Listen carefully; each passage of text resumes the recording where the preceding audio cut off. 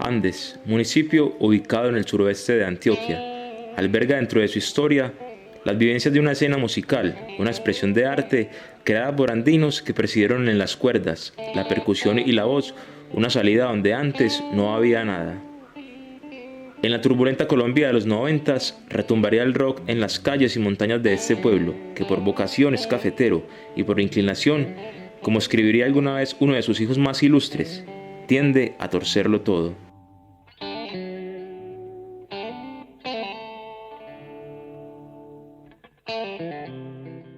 Decirse que fue tal vez la primera tribu urbana que tuvo Andes como tal, porque tuvo una vestimenta especial, tuvo unos comportamientos especiales, diferentes, digamos que contraculturales. Entonces esa había empezado más o menos en el 80 a conformarse pues como la gallada, así se denominaba, la gallada. Y dejando, digamos, correr nuestra sed de explorar nuevos campos, pues dejamos de estudiar. Muchos de nosotros simplemente no estudiamos y vivíamos en son de irnos al río, al San Francisco, a hacer los sancochos, pero también las fogatas. Saltábamos encima de la fogata, saltaba el uno, saltaba el otro. Todos corridos más de bacano. ¿Ves? De pronto eso repercutió un poco en la sociedad, que aquí hacíamos ritos satánicos, pero nosotros pasábamos muy bueno. Aquí no había ningún rito satánico, aquí no degollábamos ni gallo, ni gallina, ni gatos, que tomamos sangre de gato, nosotros tomamos sangre de gato, pasamos, era bueno, rumbeábamos. Pasábamos días enteros y semanas enteras al son del rock en una grabadora destartalada, llenos de cassettes. El río San Juan, las noches de Bohemia, mucho licor, mucha marihuana. En los 80 mucho bazuco. Y todo eso, digamos que hacía parte de todo el contexto en el cómo nos veía la gente. Nosotros pensábamos, si Gonzalo Arango disfrutó San Francisco, nosotros vamos a disfrutar de San Francisco, también nos gusta. Gonzalo Arango nos regaló esto. La vida nos regaló esta oportunidad. Vamos a hacerla nosotros también. Gonzalo Arango, de joven, fue loco, nosotros estamos medio locos. Vamos a pasar bueno. Y siempre, entre los cassettes, a partir del 83, 84, siempre había un cassette de Gonzalo Arango. Entonces en las noches, en algún momento, en medio de la bohemia, parábamos los temas de Queen, de Led Zeppelin, de Pink Floyd, ya más tarde de Metallica, para oír a Gonzalo Arango. Nunca he desertado en mi corazón la nostalgia de estos lugares fabulosos, la pequeña historia de esta isla rodeada por el turbulento San Juan y la mansitud de la Chaparrala. De esa nostalgia, paradójicamente, he derivado un fervor místico en el futuro, a la vez que un ímpetu creador. Y el silencio era total, y la concentración era total, y la voz de Gonzalo Arango pausada, con un dejo de tristeza, nos ponía a viajar.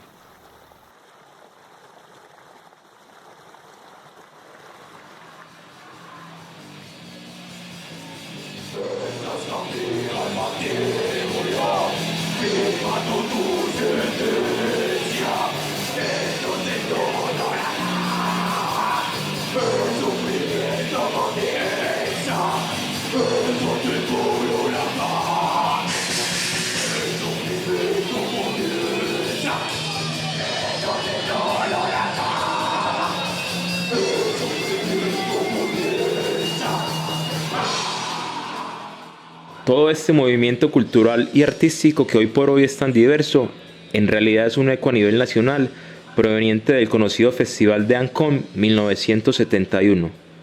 Por casualidad o destino, y como un hecho premonitorio, dos de los principales divulgadores del género en el municipio presenciaron de manera efímera pero significativa aquel mítico acto.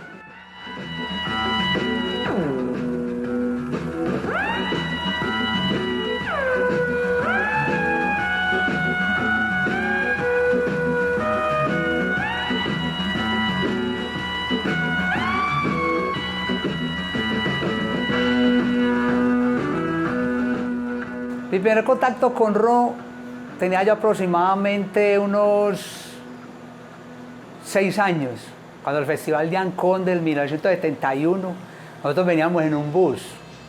Mi hermano Héctor tiene 2 años más que yo, él contaba con 8 y yo con 6.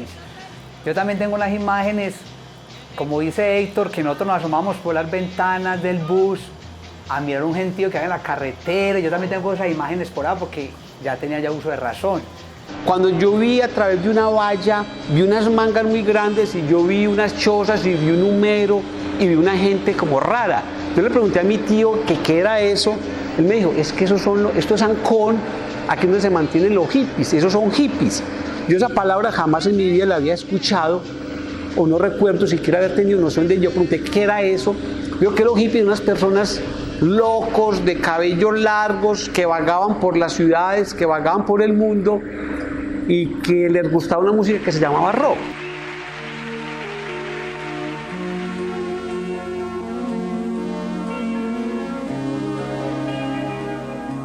Ante las limitaciones tecnológicas y de divulgación de la época, el amor por el género se hacía notar en la persistencia por disfrutar, a como diera lugar, unos cuantos minutos del preciado rock and roll. Era tanta el amor que le teníamos nosotros al rock, a esa vida, que nos sentábamos 1 hora de espera que era un intermedio, porque éramos menores de edad todos, de 15, 16, 17 más o menos, y 15.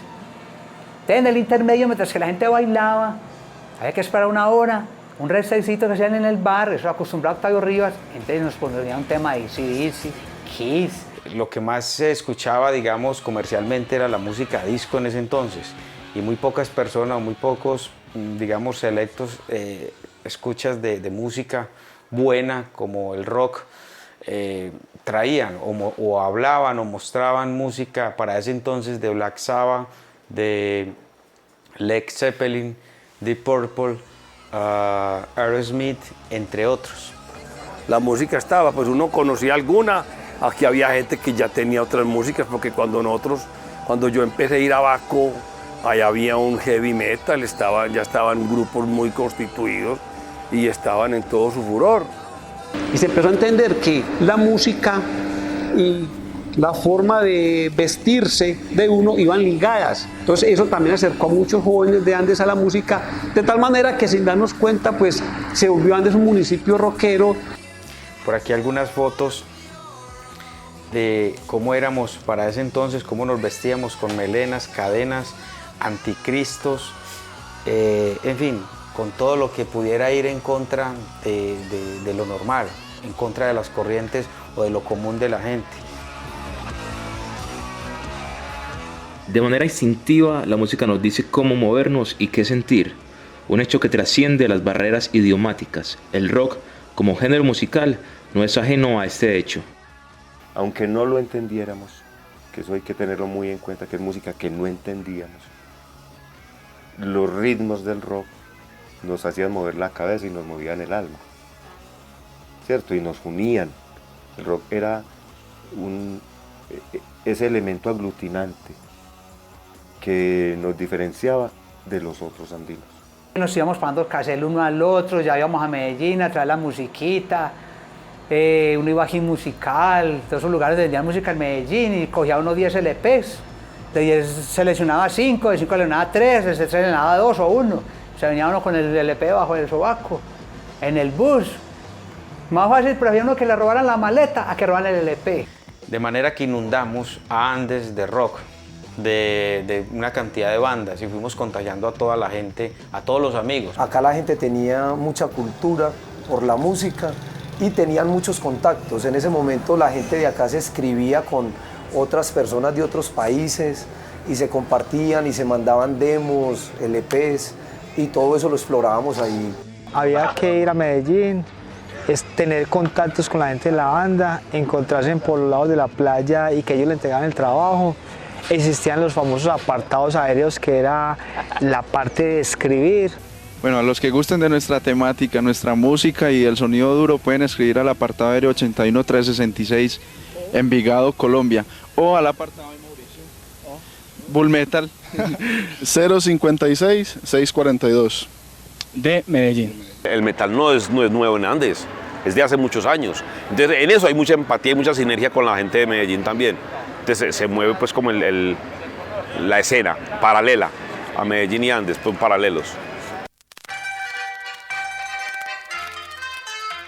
De los acontecimientos sucedidos en Medellín en los años 90 se nutría la escena local, que capturaba con fanatismo las principales dinámicas que enriquecían el género del metal.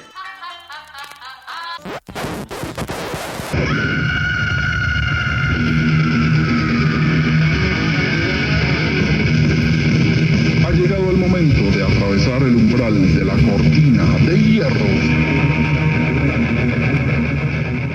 Para nosotros en Andes era relativamente difícil escucharlo porque la señal de FM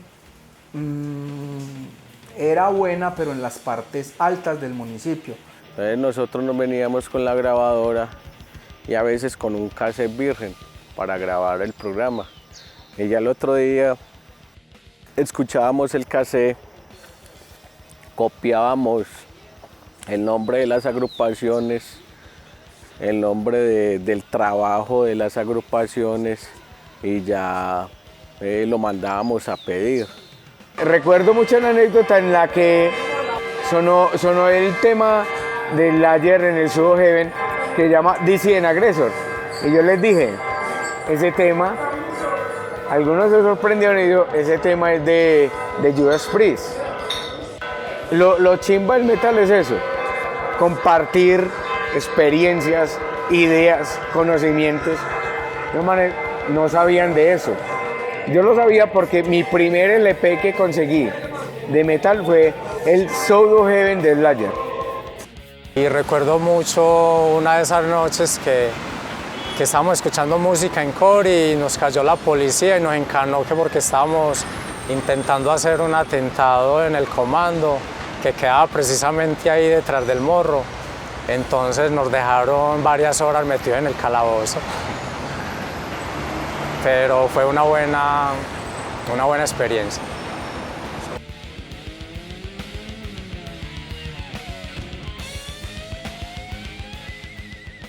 Quizá de manera espontánea surge un lugar de encuentro, un sitio que para muchos terminaría siendo referente y a la vez plataforma para la divulgación del género. La hora del metal es un espacio que Aníbal le abre al rock mediante una promoción de cerveza. Entonces se decía que por el precio de una daban dos. En Baco, como sitio pues referente de metal en Andes, hacíamos horas del metal donde estrenábamos LPs, casetes, bandas que íbamos conociendo a medida que iban surgiendo. Teníamos un público muy diverso porque bajaba mucha gente del campo y eran clientes nuestros, y como habían tanto rockeros como gente que le gustaba el rock, la salsa, el vallenato, allá nos reuníamos y era un espacio para todos.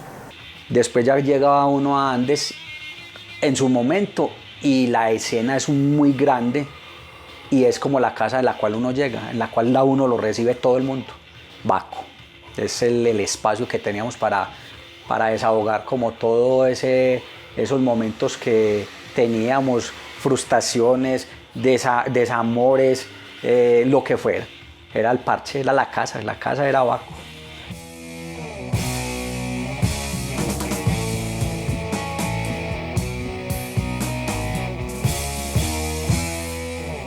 Además de ser un lugar de encuentro de varias generaciones, en aquel entonces también se hizo presente la música en vivo. Fue una de las partes donde uno llegaba, se materializaba todo lo que se hablaba, toda la tertulia, toda la parafernalia, ahí estaba. Baco tuvo unas épocas que uno iba un domingo a las 9 de la noche y era full. Estaba lleno, todos esos salones estaban llenos, no había ni dónde orinar, pues honestamente. Pero también tuvo sus épocas muy decrecientes y se acabó precisamente por eso, porque de pronto llegó a manos de personas que no tenían recursos cómo sostenerlo, como cualquier negocio. Baco era un negocio de bar, y no lo pudieron sostener y se acabó. Falta de presupuesto, problemas de infraestructura y en general la presión social hicieron aún más difícil la permanencia de ese icónico bar. Características como esas hicieron que el bar fuera insostenible y hubo que entregar y ahí hubo que cerrar como el ciclo de lo que 5 años atrás habíamos hecho como con tanto amor y tanto anhelo y que sea hasta la oportunidad para agradecerles, ellos saben quiénes, a todas esas personas que fueron muchísimas las que hicieron que en esos 5 años el rock se difundiera y se mantuviera vivo en ese lugar.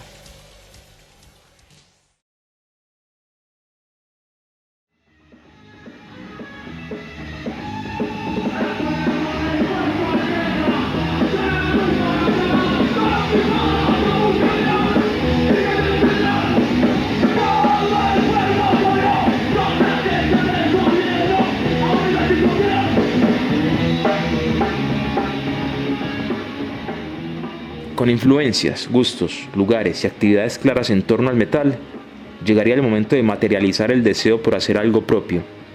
Sin excusas y bajo la primicia del poder absoluto del deseo, también se fabricaron instrumentos de manera empírica. Un hecho que demuestra claramente la intención que se tenía es la guitarra del varón, fabricación propia. Esto me motiva a mí y hace 35 años aproximadamente construí esta guitarra. Inicialmente tuvo la bandera de Inglaterra. Esta fue la primera maqueta que hice como de la guitarra. Compré un tablón y un amigo, un ebanista, me ayudó como con la elaboración de este gran recuerdo. Entonces decido comprar estos accesorios que venían para las guitarras acústicas y le coloco estos accesorios externamente a la guitarra, y a partir de las medidas de una guitarra acústica decido colocarle, pues, o armarla, imaginándome y mirando de una revista. Que ahí vemos unas piezas que yo las elaboré, las diseñé en Jabón Rey, y luego me fui al colegio Juan de Dios Uribe, que hay los talleres donde estudié metalistería, y allá a Punto de Lima le di la forma en base a lo que ya había elaborado con Jabón Rey. Entonces elaboré todas estas piezas. Todo esto fue hecho a mano y lo llevé a Medellín a que me lo cromaran. Y estas piezas fueron acomodadas. Aquí las vemos, que las tuve que partir para que coincidieran, que son de guitarra común y corriente. De las guitarras o de los accesorios de las guitarras modernas, con el tiempo conseguí fue estas perillas. Era lo único que vendían, de resto.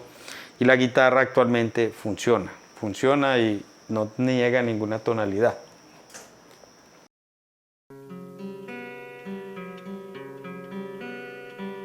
Influenciados por una sociedad decadente y violenta, surge en 1993 Avatar, el génesis musical del metal en Andes. Avatar fue uno de los inicios o proyectos que empezó en Andes como agrupación y como banda.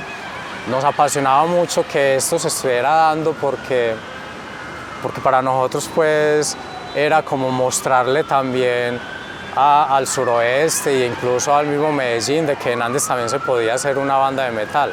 Veíamos a las otras bandas de Medallo compartir su música y nosotros también tratábamos de mandarla de nosotros. Venga, así como nosotros teníamos de Holocausto, Holocausto tenía Avatar. Y nos dio por recoger plata, pedir apoyo, y nos recogimos la plata para pagar la grabación y lo logramos, sacamos 100 copias y todas las 100 copias se vendieron a nivel de Antioquia.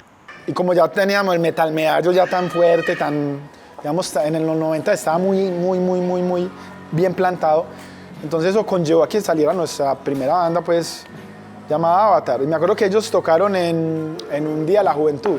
Si no estoy mal, creo que fue en el 95. En el 95, el primer Día de la Juventud, tocamos en el Aeroparque. Eso fue una cosa de locos. Nosotros tocar más de 5.000 personas, una banda que no había tocado sino en la sala de la casa. Cuando llegamos al concierto, encontramos un gentío horrible, que no sabíamos si les iba a gustar o no. Sonó la batería, la gente no se dio cuenta. El chino ensayó la garganta en el micrófono, ensayó las voces, nadie se daba por entendido. Pero cuando pusimos el distorsionador a la guitarra, todos los que estaban al frente voltearon a mirar la tarima y se fueron para allá. Y armaron un pogo con canciones que no conocían, solamente porque la guitarra les sonaba rápido y la batería también.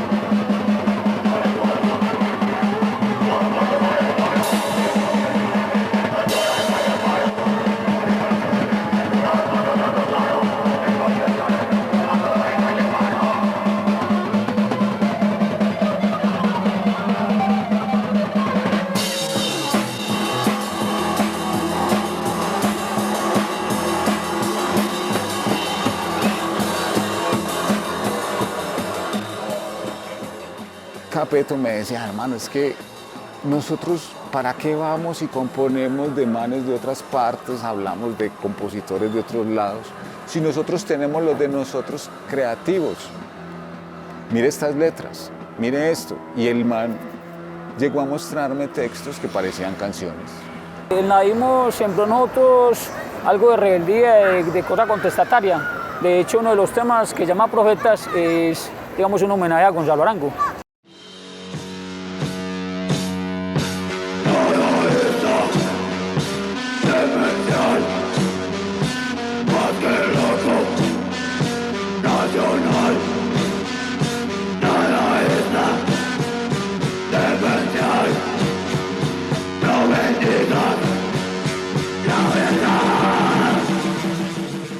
El redescubrimiento de Gonzalo Arango, por así decirlo, influenció los diferentes movimientos culturales y el rock no fue ajeno a ello. Tal vez el desenfreno y la rebeldía, implícitos en el nadaísmo, lo estaban también en la música y quizá por esto a muchos jóvenes llamó la atención. En el 93 se traen los restos de Gonzalo Arango para Andes y eso detona digamos, la curiosidad de la nueva juventud hacia el pensamiento de Gonzalo Arango y hacia la posibilidad de la libre expresión. Nos enrutamos a conseguir grabaciones y escritos sobre Gonzalo Arango y leernos y meternos como en ese mundo. Esto es un monumento que la corporación La Hoja, que se formó en esos tiempos, la Juventud de Andes, le dio por hacer un homenaje a Gonzalo Arango. Y esto fue el resultado de una lucha, más que todo a cabeza de Juan Carlos Vélez, más conocido como Cale. El hecho de que Gonzalo Arango sea el fundador del movimiento como tal y saber que fue un andino que estuvo en esas mismas calles donde nosotros nos movíamos, entonces obviamente es algo que por A o por B va a permear. Nosotros queríamos conocer la historia de Gonzalo y hacer algo para que los otros lo recordaran. Lo que van a ver ahí, en gran parte representa todo este proceso de vida que a cada uno de los que estamos aquí nos ha mantenido. Para todos ustedes, Gonzalo Arango y Bocuta.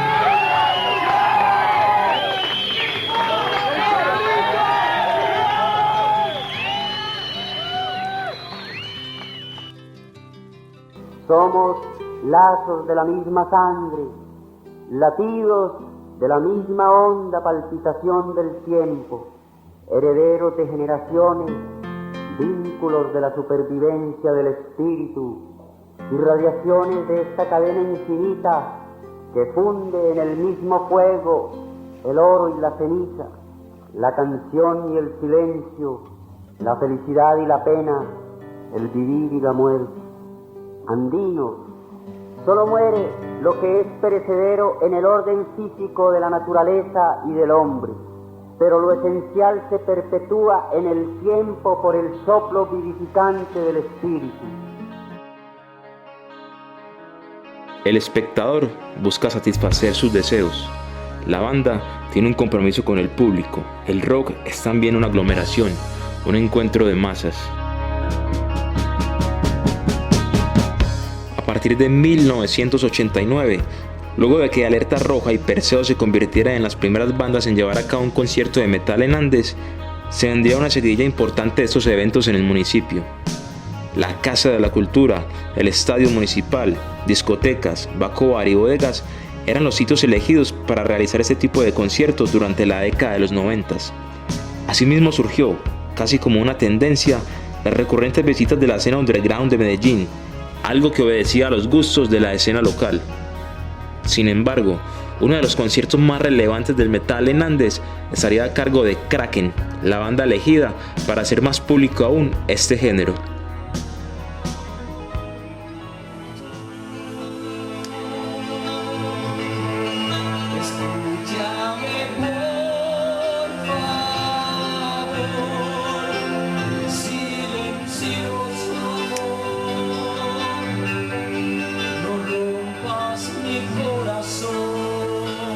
Todo fue armonía, todo fue tranquilidad, fue alegría, y eso le abrió las puertas al municipio de Andes a algo que ya sonaba en los zaguanes y en las casas, era el rock.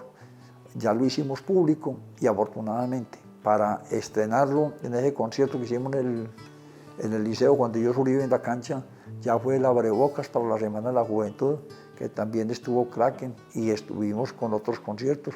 Los jóvenes de Andes, los rockeros de Andes que tenían su conjunto también pudieron participar, y hay unos videos muy lindos de ellos que yo los conservo con mucho cariño porque fue una manifestación explícita de la libertad.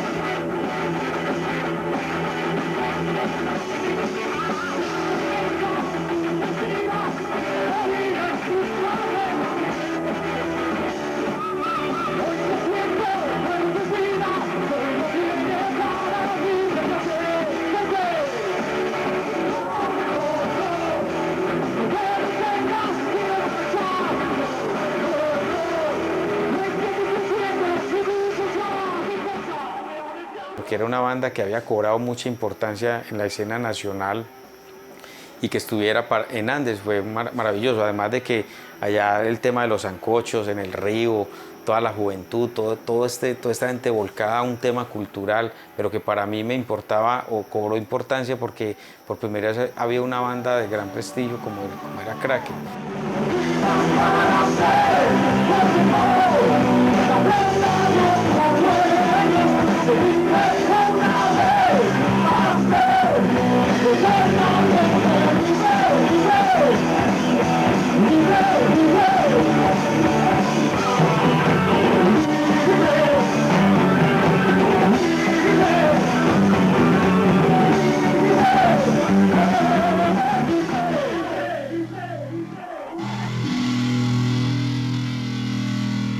El gusto por el metal no solo se hizo música, también se hizo letra.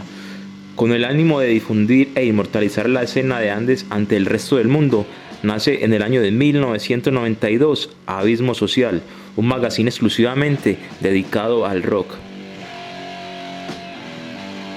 Era muy común que las bandas se mostraran a través de revistas o magazines. Fue así como nació Abismo Social, uno de los magazines que fue de los primeros que se hizo en Andes. Se hizo con la iniciativa de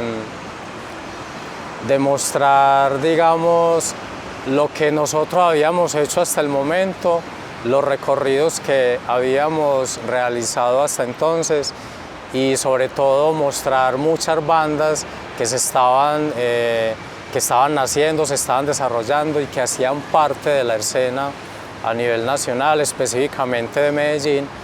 Y queríamos contribuir con esto dentro de los medios de comunicación que existían en ese entonces para la escena metalera a nivel nacional. Cuando lo empezamos a difundir, tuvimos invitación, por ejemplo, de la escena de Río Negro. Fuimos a visitarlos, intercambiamos material, trajimos muchos magazines de allá y obviamente de Medellín también, y nos dimos cuenta que el medio de publicación a través de magazine para la escena del metal era lo que en ese momento permitía la comunicación y el conocimiento de las bandas. Toda la expresión artística y cultural que se realizó en torno al metal estuvo enmarcada por la cruda ola de violencia que ofrecían los 90s. De ninguna manera los metaleros en Andes iban a escapar a esta realidad. Pero había una problemática muy grande. Se habían dado unos suicidios en el municipio de Andes y los muchachos ya estaban escuchando rock. Y los volvieron prácticamente un grupo de delincuencia. Eran tratados por la fiscalía como satánicos, por las asociaciones de padres de familia, por algunos profesores y especialmente en la parte sacerdotal. Algunos sacerdotes los estigmatizaron totalmente. Cuando nos marcan en esa idea y nos dicen eso desde el púlpito de la iglesia, la fiscalía automáticamente inicia el proceso de indagatoria sobre muchas de las personas que estábamos vinculados con las camisetas negras, que habíamos cogido una guitarra o que nos habían visto en el parque por ahí. Y de una explotó en el pueblo algo contra ellos. Digamos que se vio venir una mano oscura que ha existido como en la historia del municipio o de la región, que acaba con ciertos males sociales que ellos consideran que son males sociales. Y hubo una lista de los que había que dar de baja. De eso se habló aquí en el pueblo. Estamos cansados de tantos enfrentamientos entre políticos, guerrillas, gobierno, paramilitares, religiones y de cualquier otra índole. Deseamos ser una zona neutral. Hermano, eso era como la hora de llegar, así, digámoslo, con todo el mundo, porque entonces la gente ya nos estaba tildando de que se hacían rituales satánicos, que se influenciaba gente para que se matara. Entonces eso también acarrea como muchos problemas en el momento. Pero tampoco nos dejamos fue como intimidar, porque también habían como intimidación hacia nosotros. Muchas de estas generaciones bajábamos al cementerio, pero en el caso concreto de mis amigos hacíamos era como un enfrentamiento de la muerte. No como ellos planteaban desde lo satánico. Para nosotros lo satánico no era tal satánico. O sea, ir al cementerio a escuchar música al lado de una fosa con huesos era considerado satánico, pero el acto en sí no conllevaba sino simplemente un reto. ¿Y el reto cuál era? Sea capaz de estar con los muertos. Escuchábamos Death, era la idea, era lo que nos marcaba. Si nosotros le cantábamos a la muerte, el cementerio era nuestro lugar. Digamos que la comunidad se dio cuenta que no había que matar a los jóvenes, sino que había que dejarlos pensar. Y entonces el metal, digamos que cogió fuerza aquí, pues porque los conciertos ya se dieron con mayor facilidad, ya las agrupaciones más famosas ya no les daba miedo venir a un pueblo como Andes, y Andes se volvió plaza para eso.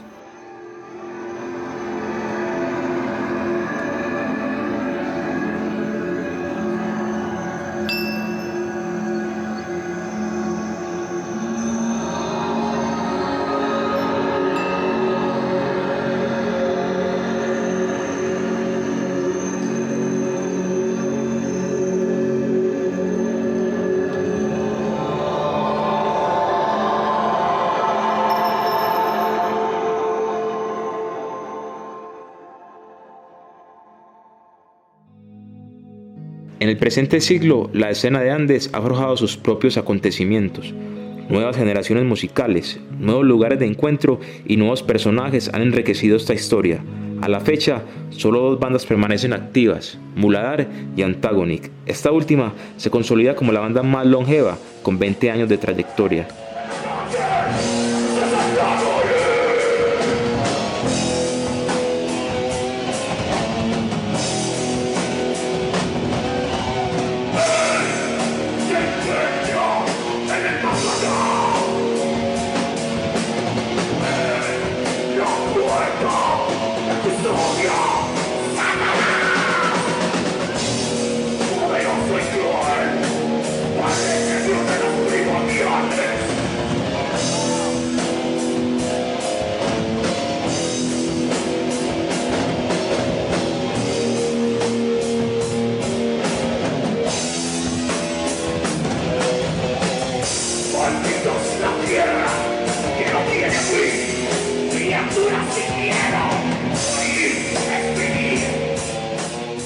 Antagonic ha sido también escuela de metal para los músicos de Andes. Por ella han pasado diferentes generaciones. Todas se reúnen bajo un género musical creado por la misma banda, el Black Down Death Metal, el negro amanecer de la muerte.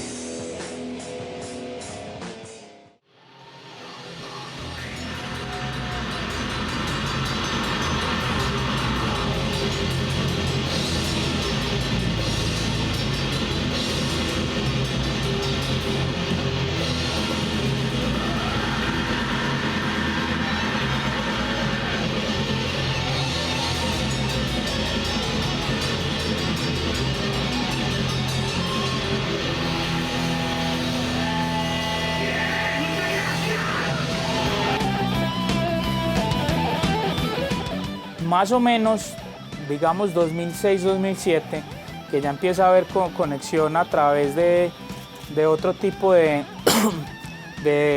tecnología como la ADSL, y que ya no hay que marcar y no le cobran a usted por un tiempo de consumo, sino que es diferente, la gente empieza a acceder a descargas. Entonces se vuelve como mucho más democrático el acceso al heavy metal. Y eso generó una cosa de locos, o sea, habían bandas de reggae, habían bandas de rock en español, habían bandas de ska, recuerdo que había una de punk, recuerdo que hubo de heavy metal varias, también tuvimos bastante black.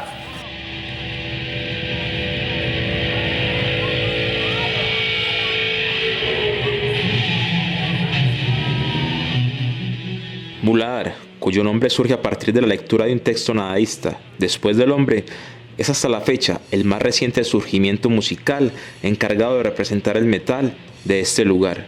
Con 10 años de existencia, mantiene la escena activa.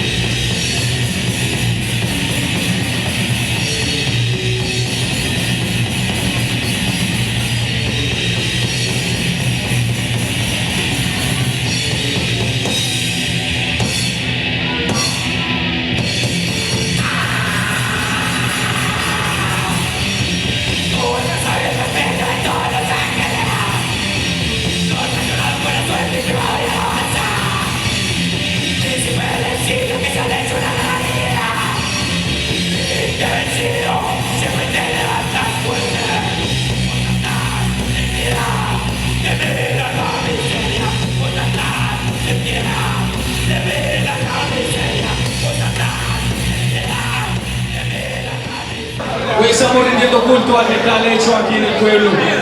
Por allá en los 70 llegaron los Restrepo con algunos discos que influenciaron a todos ustedes, a todos nosotros. Un saludo para todos los Restrepo que empezaron a construir esta escena y algunos presentes acá. Por ustedes estamos acá todos, por ustedes comenzó esta historia. Por ustedes suena el metal acá.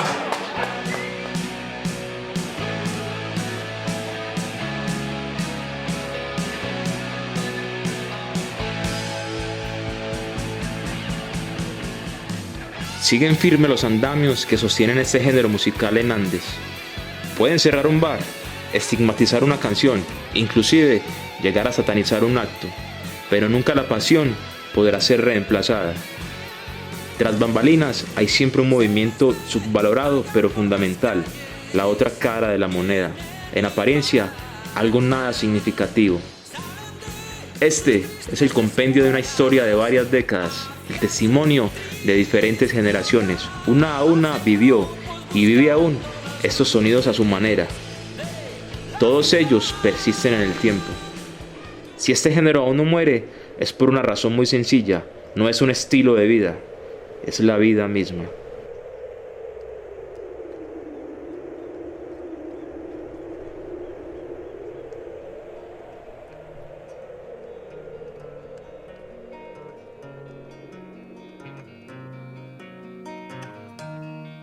There's a light covers up my doorway, flickering light, never run away. And I might be going your way. Say who might God help me on my way. What a sight, sight to burn the ego, keep you warm and never let go. And the light coming my way, compared to what others have seen. Napoleon the Strong, he once had it as a sound that was loud in his dream. And I stand locked before the four-way, wind and snow, heaven and night. I belong wherever men like that stay.